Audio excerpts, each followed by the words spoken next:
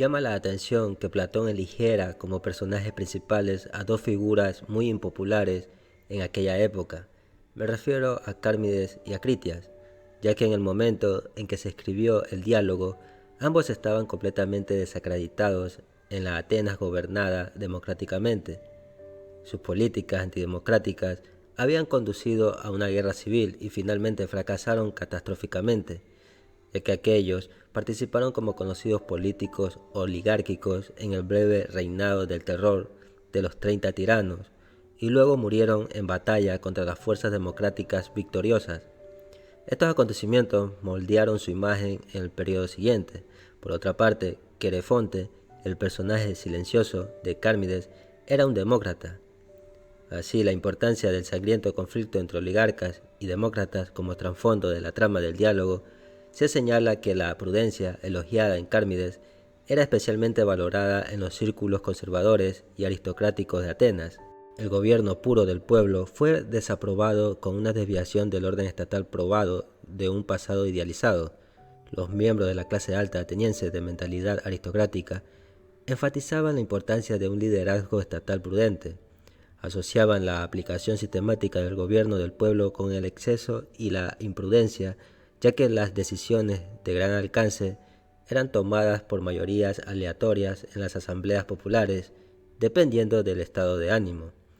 Y Querefonte, un fiel partidario de la democracia ateniense, es retratado en Cármides como impulsivo, lo que corresponde a esta imagen.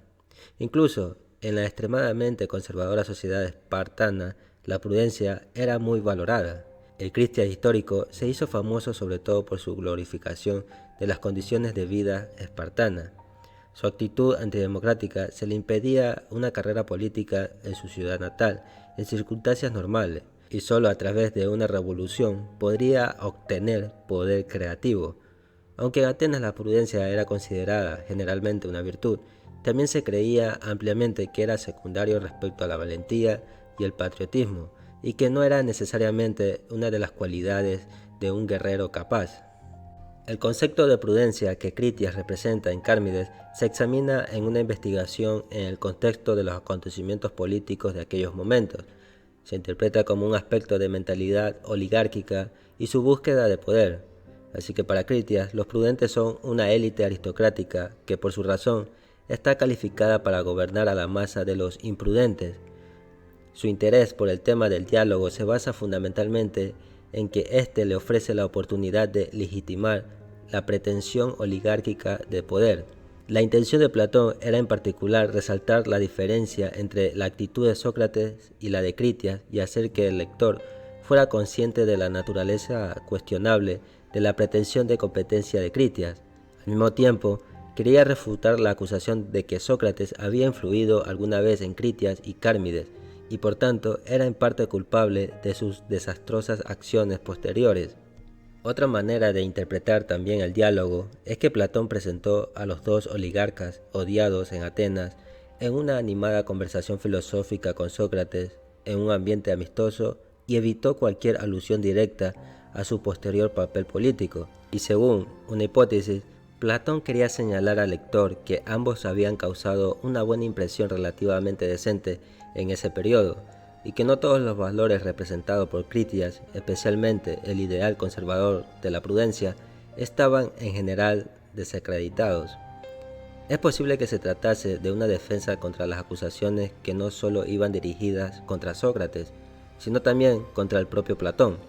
Su relación familiar con los dos oligarcas y su actitud escéptica hacia la constitución democrática de Atenas le exponían a la sospecha de simpatizar con la oligarquía. Después de su regreso de la campaña en Potidea, Sócrates se encontró con muchos conocidos en la palestra, entre ellos Critias y Querefonte. Les preguntó cuál de los jóvenes que habían crecido desde que él se fue hace 3 años se distinguían por cualidades intelectuales o físicas especiales. Ambos elogiaron a Cármides como el más bello, y cuando Sócrates le preguntó sobre sus cualidades espirituales, Critias destacó la naturaleza reflexiva de su primo. Cármides cuya belleza causó una fuerte impresión en el ambiente homoerótico, fue convocado, y Sócrates también quedó fascinado ante la visión del joven, pero su verdadero objetivo era el encuentro espiritual con Cármides. Después tenemos la primera fase de la conversación, donde Cármides le pide a Sócrates un remedio para su dolor de cabeza. Sócrates aprovecha esta oportunidad para explicarle el concepto de medicina holística. No se puede curar la cabeza por sí sola, sino que hay que considerar su conexión con el resto del cuerpo. Los buenos médicos, por ejemplo, son conscientes de la necesidad de tratar el cuerpo como un todo si se quiere curar una parte. Sin embargo, esta conclusión de los médicos griegos es solo una verdad parcial. Y más allá de esto, hay una idea que el Sócrates debe a los médicos tracios que invocaban al dios Salmoxis. Según su comprensión más profunda de la salud, el cuerpo debe ser sanado junto con el alma, porque todo lo bueno y lo malo en él tiene su origen en el alma. La curación del alma consiste en darle prudencia, por lo tanto Cármides debería primero hacer examinar su alma. De esta manera Sócrates comienza con la investigación preguntando a Cármides si realmente es tan prudente como afirmaba Critias o si todavía le falta algo en ese aspecto. Al hacerlo, avergüenza a Cármides, quien no quiere ofrecer autoelogios ofensivos ni culparse y contradecir a Critias. Así los dos deciden investigar la cuestión juntos. En primer lugar, Sócrates explica que se puede esperar que una persona prudente sea consciente de su prudencia y por tanto sea capaz de afirmar en qué consiste.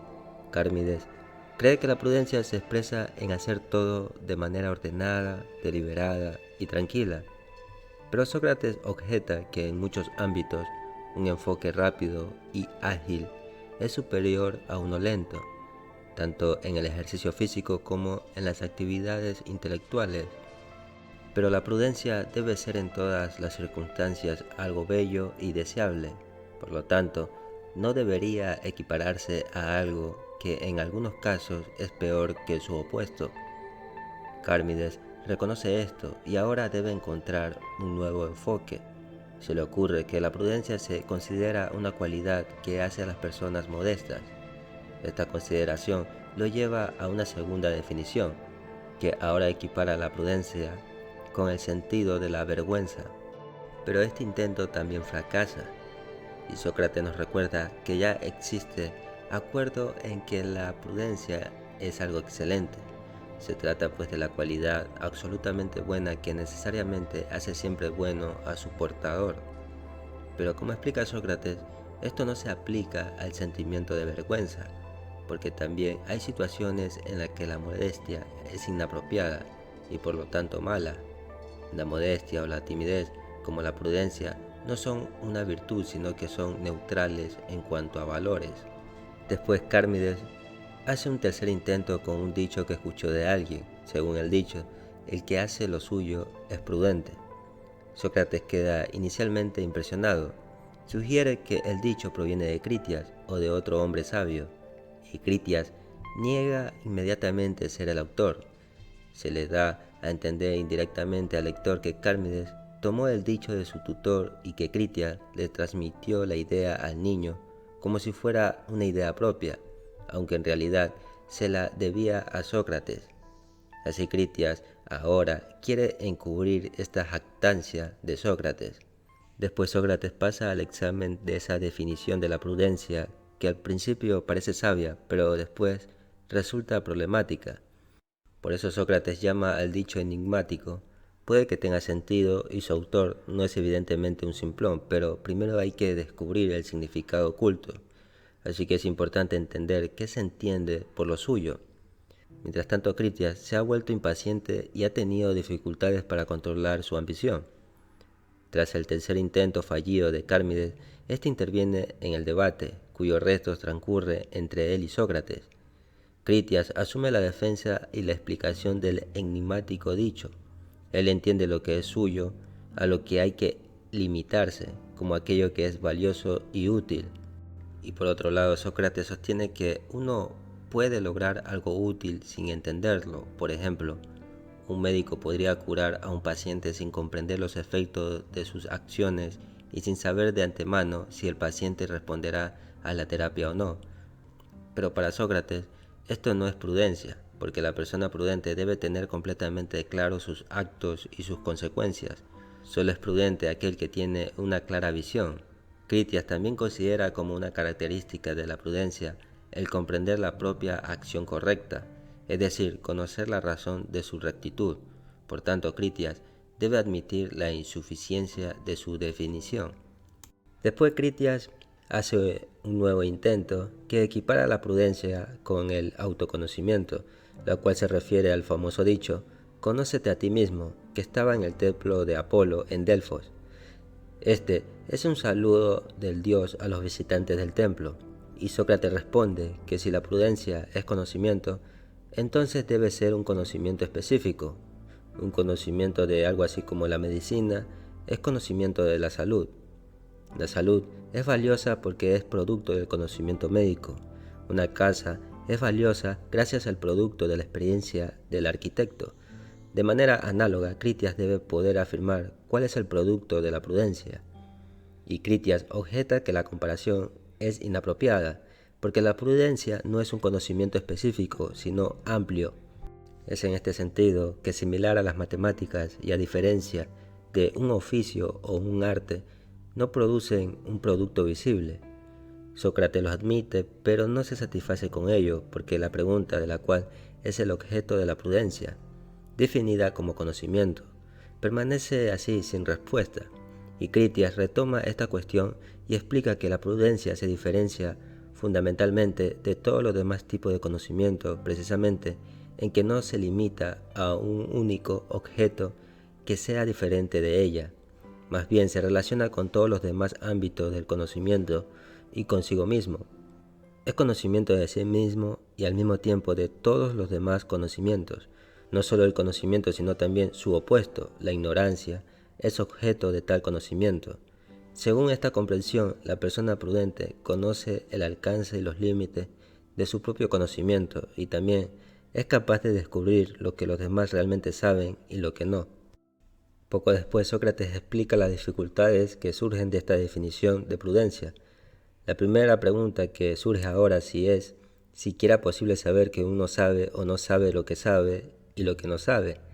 Si se responde afirmativamente a esta pregunta, la siguiente pregunta es ¿cuál es el valor de tal conocimiento? Sócrates se declara ignorante con respecto a esto.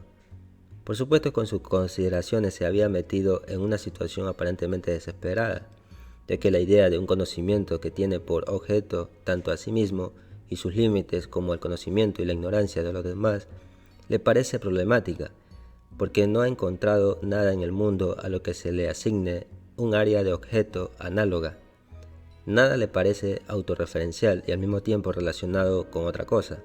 Las percepciones, los impulsos, los actos de voluntad, los sentimientos, se dirigen siempre a objetos concretos y nunca a uno mismo. Por ejemplo, el miedo siempre se refiere a algo que da miedo, no a uno mismo ni al miedo de los demás. Tampoco hay una opinión que se refiere tanto a otras opiniones como a sí misma, sino que no tenga nada como sujeto a lo cual se refieran las otras opiniones. Utilizando una serie de ejemplos, Sócrates ilustra los problemas que surgen cuando se supone que algo es autorreferencial.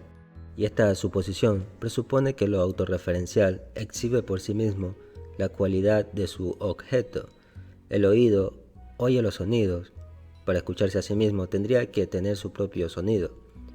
La visión percibe colores, y para poder verse a sí mismo tendría que tener su propio color. Y Sócrates no tiene en absoluto claro cómo el conocimiento podría satisfacer esta exigencia de autorreferencialidad. No ve cómo se podría saber si algo así ocurre en algún lugar, y si así fuera, en qué casos. Y Critias también está perdido. Por tanto, debe dejarse de lado la aclaración de la existencia de autorreferenciales. La discusión se centra entonces en la cuestión hipotética de qué contenido y uso puede tener el conocimiento autorreferencial en el sentido de la definición propuesta de prudencia, si es que existe. Y según las afirmaciones de Sócrates que Critias reconoce como concluyentes, La prudencia no permite juicios razonados sobre cosas concretas si se trata de un conocimiento que se refiere solo al conocimiento como tal y no a su respectivo objeto concreto. El conocimiento autorreferencial solo puede determinar si alguien tiene o no conocimiento, pero no lo que sabe. Los respectivos conocimientos específicos no se pueden determinar de esta manera. Por ejemplo, la prudencia no puede utilizarse para determinar lo que un médico en particular está calificado para hacer. Esto exigiría que el examinador tuviera su propia competencia médica, y eso no tiene nada que ver con la prudencia. La conclusión que aquí se sigue es que la prudencia no tiene ningún beneficio para la conducta de la propia vida. Aparentemente no ayuda a la gente a sentirse bien y feliz. No se puede, pues, demostrar que la prudencia, entendida como conocimiento del conocimiento, sea un bien para el hombre. Luego se examina cuáles podrían ser los beneficios del conocimiento autorreferencial. Sócrates habla de un sueño, de su visión de una sociedad en la que reina la prudencia. Y como allí todos tienen el conocimiento del conocimiento, nadie puede pretender tener una habilidad que no posee, y cualquier engaño de ese tipo se descubriría. Así que nadie haría nada que excediera su competencia, solo una acción experta sería posible. Pero aquí se le plantea a Sócrates la pregunta de si una vida guiada por la prudencia también sería buena y feliz. Los dos interlocutores coinciden en que no toda comprensión puede conducir a una buena vida. Ni el conocimiento técnico ni un conocimiento exhaustivo de las condiciones pasadas, presentes y futuras conducen a una vida exitosa asociada al bienestar o la felicidad. Más bien, como afirma Critias, cuando Sócrates le pregunta, solo es necesario un conocimiento, el bien y el mal. Sin embargo, esto no constituye prudencia, sino que es parte del conocimiento útil, es decir, una categoría diferente del conocimiento. Y esto plantea de nuevo la cuestión ya mencionada anteriormente, de si la prudencia en sí misma tiene algún beneficio y cuál podría ser su significado y propósito.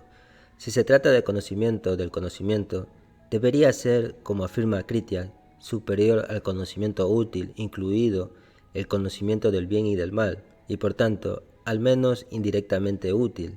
Sin embargo, Critias no logra identificar un beneficio concreto del conocimiento.